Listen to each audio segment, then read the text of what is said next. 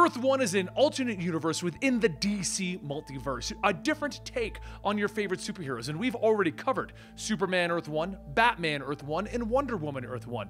But there is a unique book in there which tells a completely different tale of your favorite superheroes, and that is Teen Titans Earth 1. Today we're going to bring you the first half of that story, with the second half joining us next week. I hope you enjoy.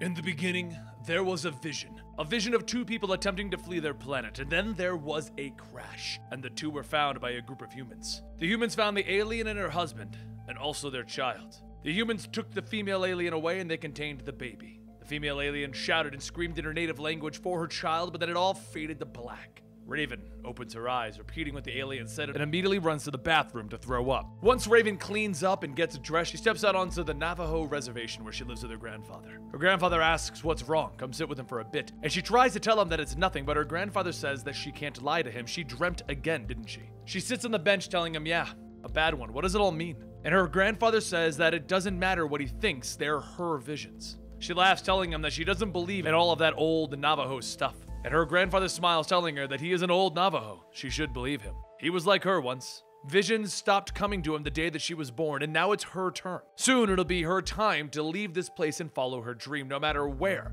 they take her.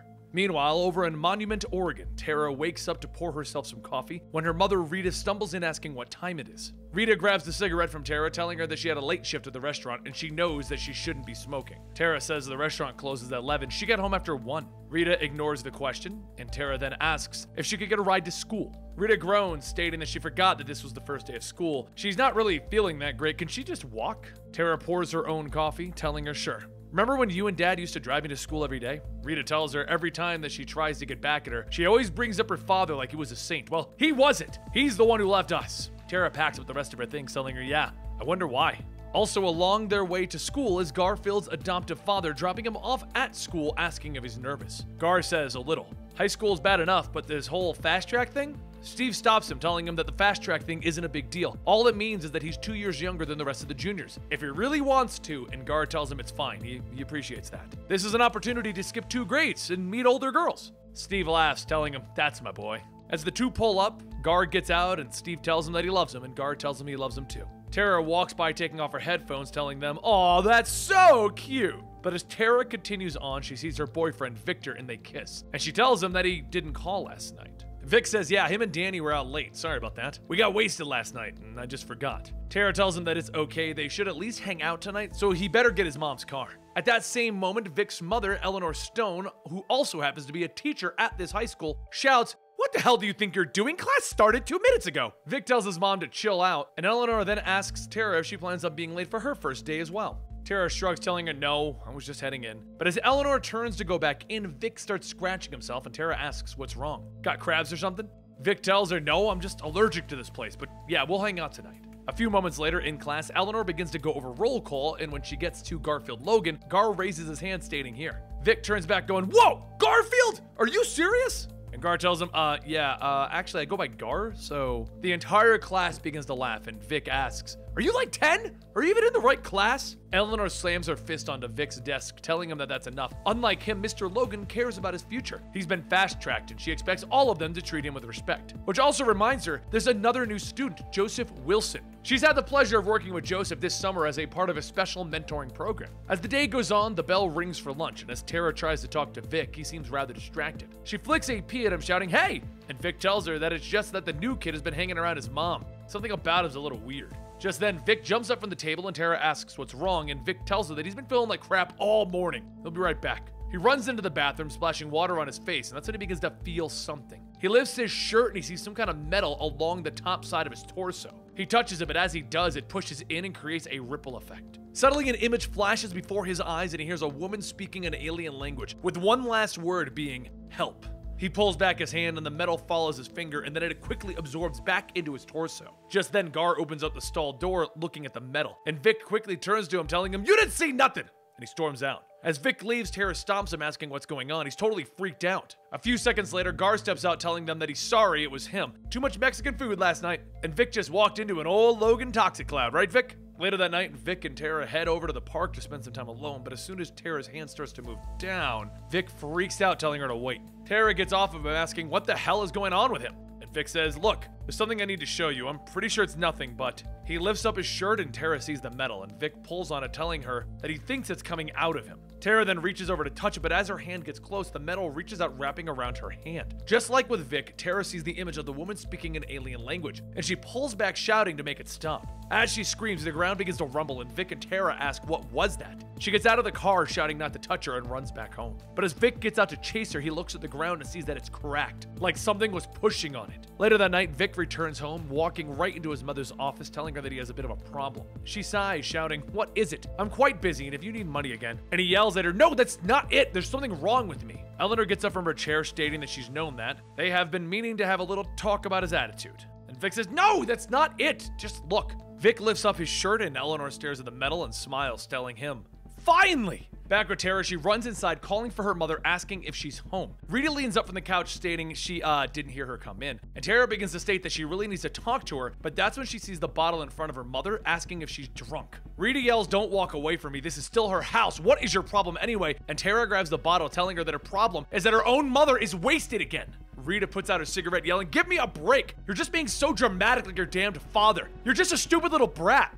Tara then says, fine, sleep it off. But before she could finish, Rita slaps her. Rita then shouts, asking if she thinks that any of this was her choice. This was all forced on her. She never wanted any of this. She never wanted her. The ground begins to shake, and Tara, through the tears in her eyes, says, you have no idea what I'm going through. Now, you want to lay this on me? Now. As the ground shakes more violently, Rita tells her, look, I'm sorry. And then the whole house shakes, and Tara yells, sorry? Also, at that moment over in Gar's home, he sits at the dinner table with his adoptive father, stating that he thinks Tara is in trouble. But then he begins to speak in an alien language, falling to the ground. Back with Vic, Eleanor says that she can understand that all of this is very alarming. This is something truly amazing. She had almost given up hope. And Vic says, wait, you did this? Eleanor reaches out and Vic smacks her hand away, stating, don't touch him. At that very moment, each of the kids, including Joseph Wilson, all begin to speak in the alien language. And then they all say the same thing.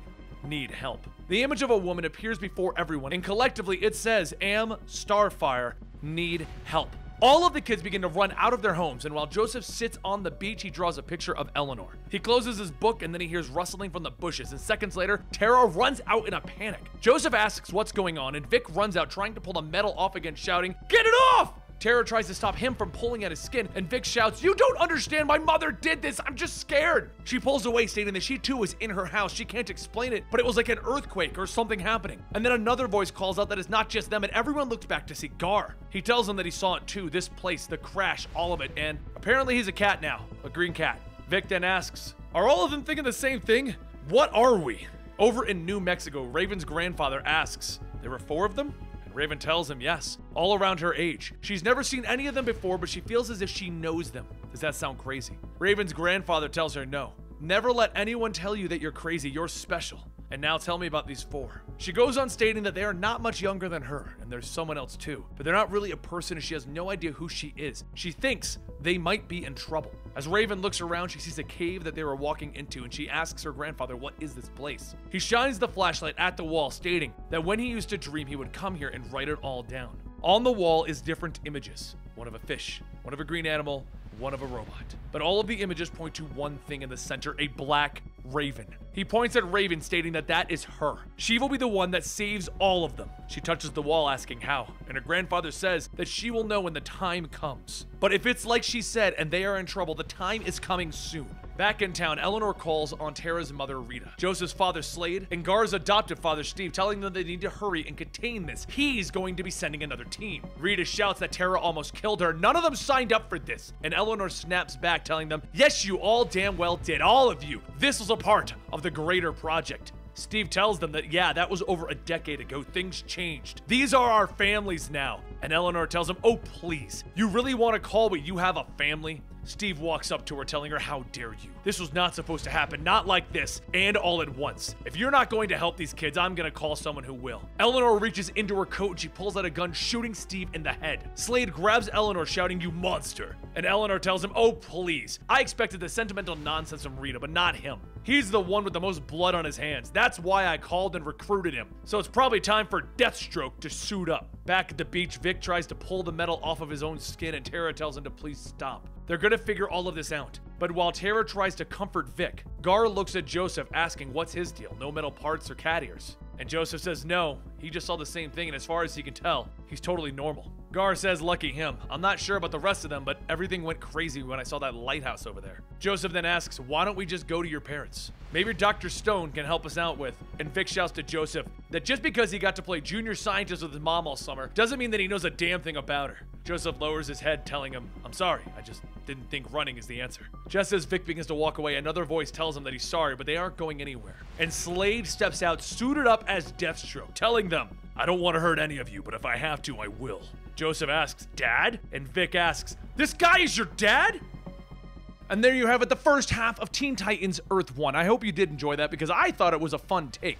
It had a few tropes of like your teenagers getting powers and things like that, but it was a unique way to bring out the powers. Like, I can't say much more because I just now realized that the second half of the story explains how they're each individually different. So we'll see that next week, and if you want to know that, then check out the video by subscribing to our channel. You can also find us on Twitter at Comicstorian and Instagram at Comicstorian, where we review and talk about our favorite books. Hope you guys enjoyed. See you next time right here.